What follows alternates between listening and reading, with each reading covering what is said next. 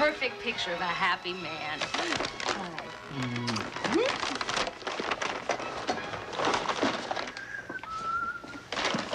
No, my dear. This is the picture of a happy man. Oh. Tom, let me take my coat off. I missed you. I missed you, too. How are you feeling? Oh, pretty good. My lung seems to be in perfect working order. I feel well enough to go back to work. What do you think, huh? Well, don't rush it. Maybe next week. Here's your mail. Reality, cold reality, work, mail. Faith, you know, it occurred to me, I think I should change my job.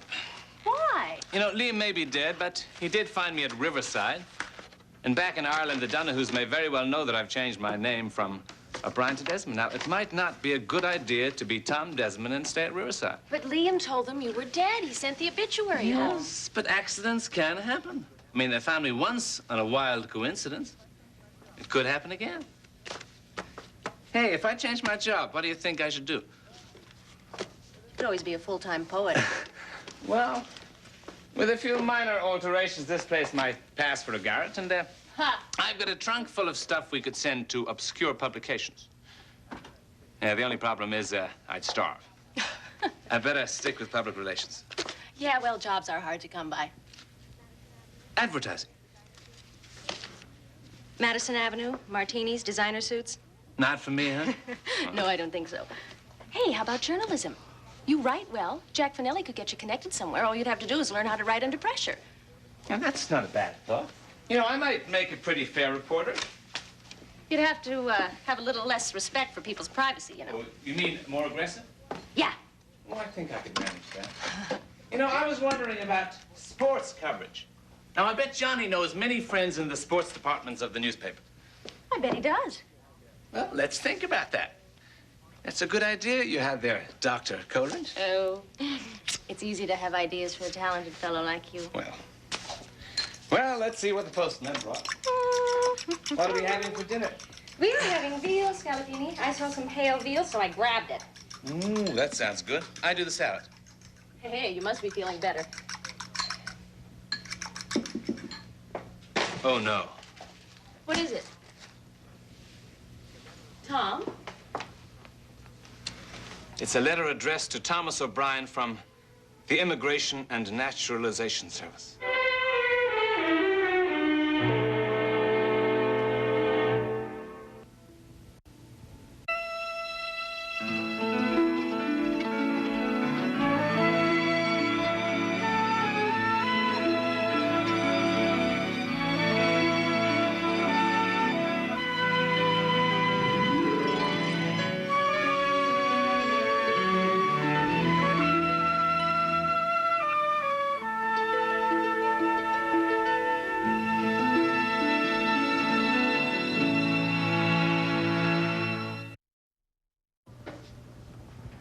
Good.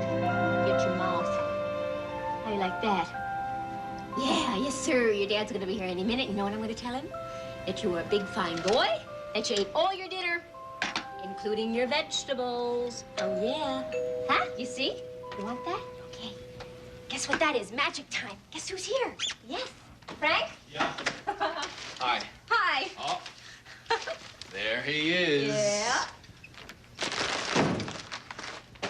How are you, champ? I brought something for you. Is it okay if I take him out of his chair? Sure, sure. Oh, I brought him a present, and we've got some time. Yeah, well, we can't leave till Miriam gets here anyway. Oh, great. I hope she takes her time. Here, let me get you out of this. Yes, sir. There we go. There. Oh, yeah. Yes. I'll bet that you can't guess what I have. Huh? Oh, you don't want to, right? I know. I can't guess, Dad, but I bet you it's in that bag. No, it's not over there, Edmond. It's not over there. Here. Edmond, look. One pretzel. Want a pretzel? Well, let's get back to my present. It's in that bag. You're exactly right. It is in that bag. That's very clever of you. But how come you're so clever? I don't know. I try to work on it. Well, seeing as how you know it's in the bag, do you know what it is? Hmm? You don't want to know, right? Oh. It's a hat. That's right. That's right. It is a hat, but it's not just a hat. Not just a hat. No, sir, my friend. Oh. It's a Connemara hat. Woo-hoo! Now, I got you the smallest size I could get. Hmm? Let's see how it fits. Oh. Whoops. Oh, that's not such a good fit. No, you know. Oh. That's you not like such a good hat, fit, huh? is it, Edmond? You don't like that hat that your daddy got you? Oh. Well, I'll tell you what. Why don't we put that hat there if you don't want to put it on your head? I tried. You see, Edmond, I had a feeling that it might be a little roomy in there. But see, this way you can at least grow into it. I don't know, Dad. You really blew it on this present. Well, I'll tell you what. This way you can grow into it. I know, Dad. In about 20 years, I'll be able to wear it. Edmond, you've got to give me a break. I'll tell you what. Let me just see what it looks like. Oh, you look terrific. Dad, I don't think it's very polite for me to be wearing a Connemara hat in the house. Look and see. No. Oh, he's going to give it to his mommy. She wants to take it off. Oh. Sure. Here, look. At least one of us has got manners, right? Right? This baby has the best manners in town, don't you? He sure has. Oh. So what do you think? Are you having fun with your old man, huh? Well, he's not very good at picking out hat sizes, but he's all right. Edmond, you want to tell your dad what we did for the very first time tonight? What did you do for the very first time tonight? Bulletin, bulletin, bulletin. What? Tonight he ate every single vegetable. Oh, every single... Edmond, now, I can't even do that. That's wonderful. Yeah, wonderful for him. Terrific. Not for me. I'm starving. I wish Miriam would get here. Well, where do you want to go to eat? Where do I want to go to eat? You invited me to Lem's. I did, but we can go there. We can go there. We can go anywhere you'd like. Oh, no, no, no, no. You invited me to Lem's, and I love Lem's, and besides, it's only 3 minutes away. Terrific. Terrific. Ooh, guess who's here? Miriam. Hear that, Edmond? Your pal Miriam's here, and they're gonna have a lot of fun. I have been looking forward to this evening.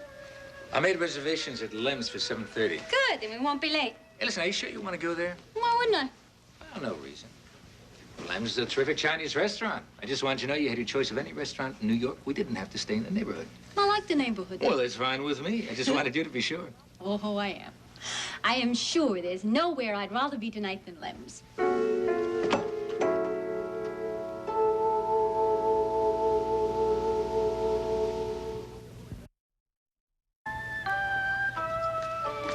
Ooh, how nice. All right, what's good here? Well, the Peking duck is marvelous, but that takes lots of time, doesn't it, Mrs. Rae? Yes, we prepare it to order, so you must call ahead. I am much too hungry to wait for Peking duck. We'll just have to have it another time. Let's see. Okay. Hanyan gai, chicken with almonds. Well, that's very decisive of you. Well, it's the only way to be in a good Chinese restaurant. Otherwise, you starve trying to make up your mind. Yeah, I know what you mean. Tim Sum Lee. That's sweet and sour fish. Hey, I didn't see that. Where is that? No, fair. You've already chosen. We'll share. Okay. We'll also share chow dai wei choy, please.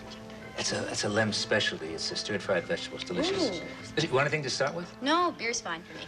Well, I guess that's it. Very good choice. Thank you very much. Doctor to you. Well, thank you.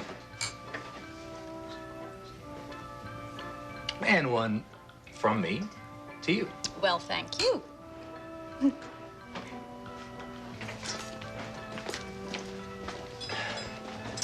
know, the next time we come here, we really must remember to call in advance and have some of that Peking duck. Yeah, well, actually, I would have done that, but I wasn't sure we'd wind up here. Thank you, Mrs. Lamb. Thank you. I don't believe it. What? Look.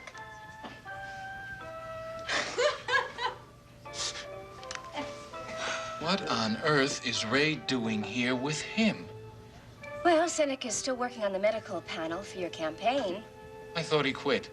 It doesn't look that way. Well, it doesn't look like they're discussing national health for children either. No, it certainly doesn't. It looks to me like they're having a wonderful night out on the town together. Well, Seneca is an extremely attractive man. In his better moments, he's downright handsome. Oh, Ray must have noticed. That's not the point. Less than 24 hours ago, that extremely handsome, attractive man nearly made a drunken wreckage out of a campaign meeting. Well, is that any reason why Ray shouldn't socialize with him? Well, you said they were here on business. You were right. They're not. Actually, I think they make a rather interesting couple. Well, you see, it's been a long time since I've lived in a place with such a sense of community, like Riverside. I mean, it's like living in a little village in the middle of the big city. Hey, would you like some dim sum? I'd love some. What do you know about that? What? Look who's here. Oh, for heaven's sakes. Jill and Frank.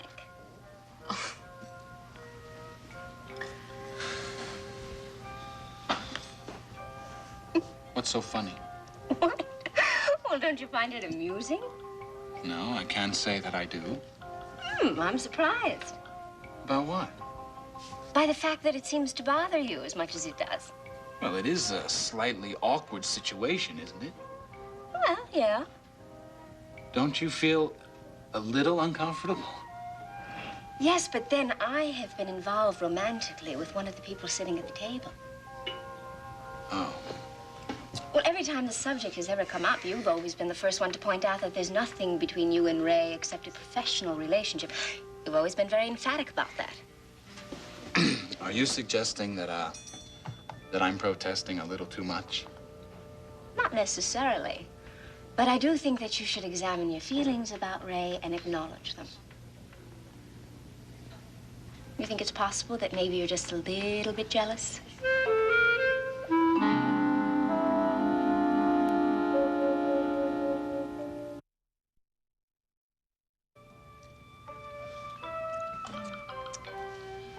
I don't know. I have to admit it, I don't like seeing Ray with Seneca. That's something, isn't it? I mean, here I am with you, and loving every minute of it. And yet, I am jealous because the woman who was supposed to be my sponsor and nothing more than that is having dinner with another man. What does that say about me? I don't know. Son of a gun, sometimes you don't know what you're really thinking until it just hits you by surprise. Ray and I don't have a purely professional relationship.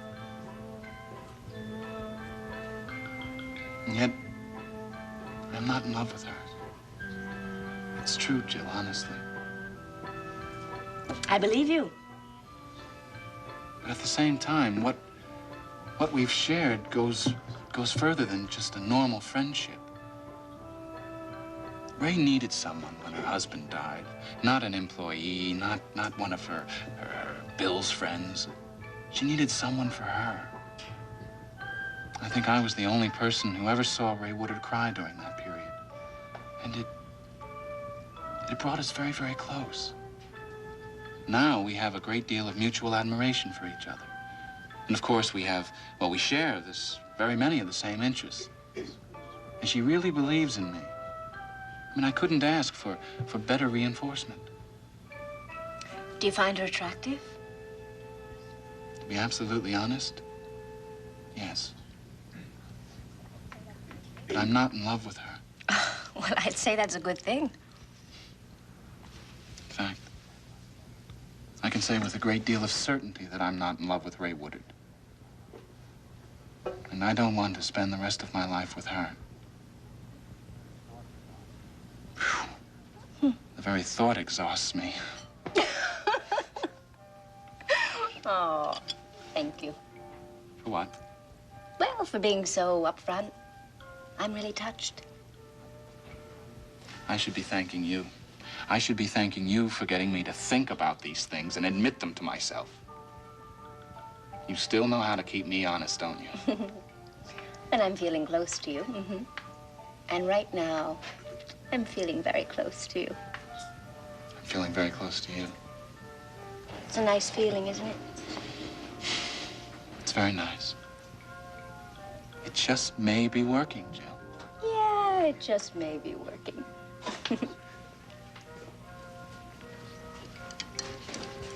You're certainly keeping an eye on Mr. Ryan. I'm sorry. Since he's here, I can't seem to keep my mind off business. Is it business? Or is it also an emotional involvement with him? Dr. Bolak, you would not believe how emotional I can be about business. And I am even more emotional about politics.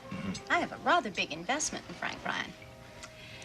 And I'm afraid I may not be getting quite everything he promised. Which is? Wholehearted effort. I'm afraid he's dividing his attention between his career and woman and child, who will take a great deal of his time and energy. And I cannot tell you how much that worries me. Well, let me reassure you. When the time comes, you will have Mr. Ryan's complete attention. Really? Yeah, I've known the councilman for almost 3 years. I've had important personal reasons for observing his behavior. And trust me, if you're given enough time, the real Frank Ryan won't disappoint you. You see, the real Frank Ryan is a total political animal. There is very little father or lover in him. And when his political nature asserts itself fully, you'll find that your investment is very safe. Fortunately, the big loser in all of this is going to be Jillian. Can I count on this? I told you, it's a solid opinion based on years of careful observation. Frank Ryan will abandon everything and everybody for his career. You can, without a doubt, count on it.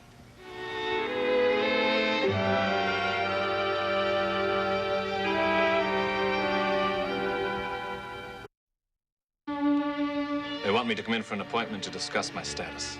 When? They give me 10 days to reply.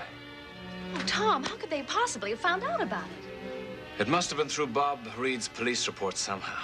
But Bob Reed promised that he wouldn't specifically state that you're an illegal alien in the report. I'm sure he didn't, but he did have to ask the date I came into this country and my last address in Ireland. And he had to send a copy of his report on Liam's death along with Liam's passport to the Irish consulate. Yeah, I suppose so. And that would have involved the American immigration in Liam's case anyway.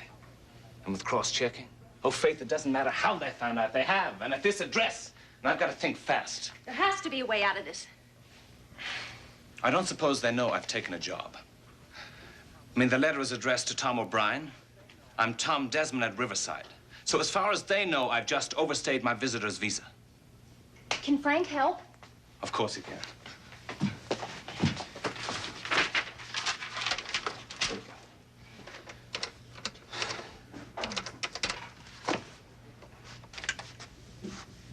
Is this the answering service? Councilman Ryan is out. Do you know where I can reach him? No messages. I'll call again. Thank you. Out for the evening. We'll find an answer, all of us together. We may not be so lucky this time. Faith, let's assume the best. I go for a hearing. I tell the immigration authorities the truth. With Frank's help, the sponsorship of the Ryans and you and everyone, well, maybe they let me stay. They might, yes. But think about it. There's Tom O'Brien going up for a hearing right out in the open. I mean, surely the Irish consulate knows about it. Surely word gets around on the grapevine here. It would only be a matter of time before word gets back to Limerick. You think so, really? Yes, dear, a matter of weeks. Look what happened when Mary uttered half a sentence accidentally in a pub in Limerick. Word travels just as quickly on this end. No, I've no doubt about it.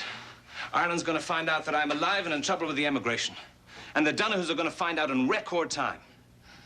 And with Liam dead and me to blame, there's another Donahue to be avenged. Oh, just when you thought it was finished, finally finished. It may only be beginning all over again. Oh, Tom, I'm so sorry. Now, chances are they'll deport me. Oh, no. They'll help you. They have to. I mean, will they? Why should I be an exception to the law? I'm in this country under false pretenses. I'm taking up a job that rightfully belongs to an American citizen. But you did it to save your life. I don't think that matters. No, they're going to ship me back, and I'm going to be looking down the barrel of another gun before I know it. Oh, I can't bear this. You do not deserve this. I'm afraid we don't always get what we deserve.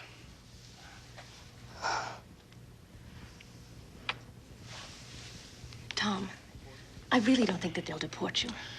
Unfortunately, I do. And as I've said, the notoriety of Tom O'Brien by itself is dangerous enough. I suppose I could run. Where? I don't know, as far away as I can. But then again, this carefully constructed identity of mine, Tom Desmond, goes down the drain. I don't think I'm going to be as lucky again as I was with Liam. That bullet came very close to doing the job the Donahues have sworn to do. Faith, you know, I've got a very strong feeling that they're going to succeed some way or another. No, don't say that. It may cost the life of every Donahue in Limerick, but they'll find me, they'll track me down, and they're going to kill me. Tom, there has to be an answer.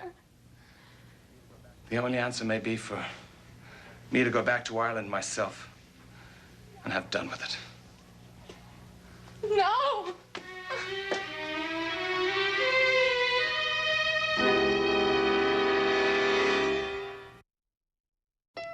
Sometimes it's sugar, sometimes it's spice, but breakfast in bed is always satisfying. Every weekend, get your fill with back-to-back episodes of Beverly Hills 90210 and One Tree Hill. Breakfast in bed, 7 a.m. to 2 p.m. every Saturday and Sunday, only on SoapNet.